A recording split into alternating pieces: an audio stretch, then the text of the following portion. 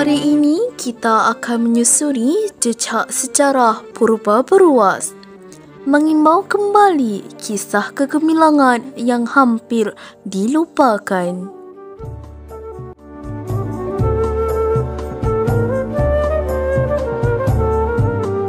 Apa yang korang baca ni? Oh, kita orang baca pasal Kerajaan Gangga Negara. Oh. Hai semua.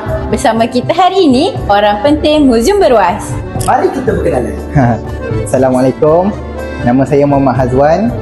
Saya pembantu takbir Muzium Beruas, selaku pengurus di Muzium Beruas ini. Seperti yang kita ketahui, Beruas ini terkenal dengan Kerajaan Purba. Jadi Encik boleh terangkan tentang Kerajaan Beruas dan Gangga Negara. Baiklah, boleh. Kita mulakan dengan Gangga Negara dahulu. Gangga Negara ditubuhkan pada kurun kedua.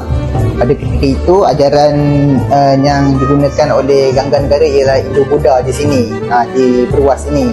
Kemudian pada kurun ketujuh, Kerajaan Gangga Negara ini telah mencapai tahap yang maksimal lah dalam pelabuhan. Adanya daripada Siam, daripada Bangladesh, daripada China, daripada India yang berdagang di Gangga Negara di Beruas ini dahulu. Pada kurun ke-12, Kerajaan Gangga Negara ini diserang oleh kerajaan daripada selatan India bernama Raja Rajendra Chola. Kemudian Gangga Negara ini dihapuskan daripada ketika itu. Kemudiannya pula datanglah Kerajaan Beruas. Kerajaan Beruas ini tubuhnya selepas kejatuhan Gangga Negara, iaitu pada kurun ke-16. Pada kurun ke-16 ada anak raja daripada Aceh yang datang bersinggah sana di sebatang pokok. Ceritanya macam lebih kurang Melaka lah. Anak raja ni beristirahat di pokok tersebut. Kemudian dia bertanyalah kepada orang kanan dia, apa nama pokok ni. Lepas tu orang kanan dia cakap, ni pokok Beruas.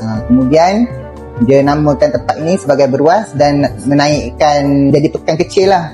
Pada ketika itu memang terdapat pelabuhan digunakan semula oleh Kerajaan Beruas untuk menaikkan Beruas ni dikenali ramai lah.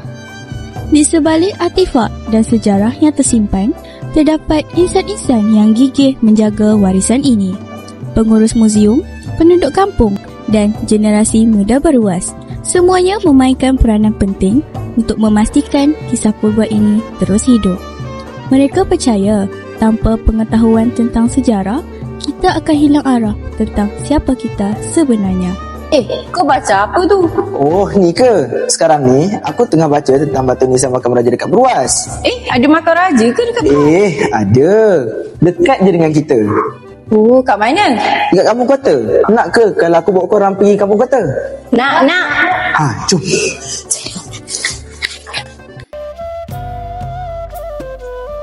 Akmal, kita berada di mana sekarang? Sekarang, kita berada di perkuburan lama ataupun makam diraja yang terletak di kampung kota Beruas, Perak. Sekarang, kita dapat lihat perkuburan lama atau makam diraja yang telah disemadikan di sini. Kita membawa ke sebuah tapak yang penuh misteri. Makam purba yang dipercayai milik Raja Beruas. Di sinilah tersimpan roh sejarah yang mengalir di bumi Beruas. Di sini juga kita dapat lihat perkuburan atau makam-makam lama lain yang terdapat di kampung kota.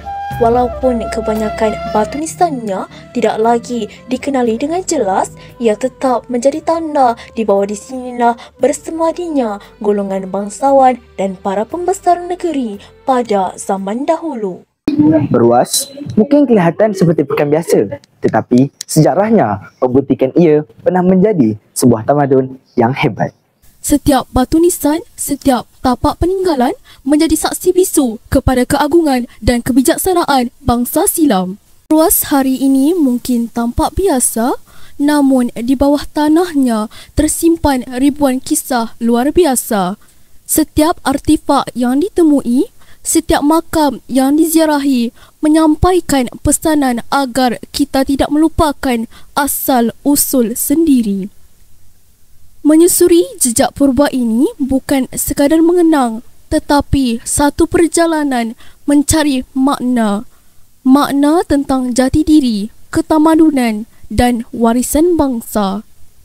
Beruas permata purba Perak yang terus bersinar di hati sejarah Malaysia.